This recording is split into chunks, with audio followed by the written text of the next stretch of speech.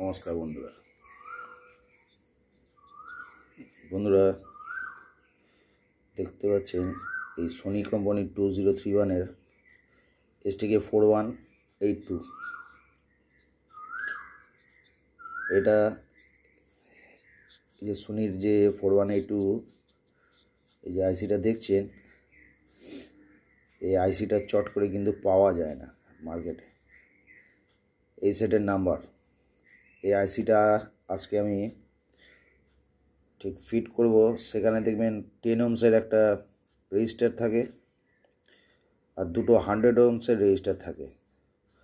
অনেক সময় ওই 10 ohms বা 100 ohms-এর রেজিস্টার কোনো একটা কাটে, কিন্তু এবারে STK4182 এই নম্বরে এই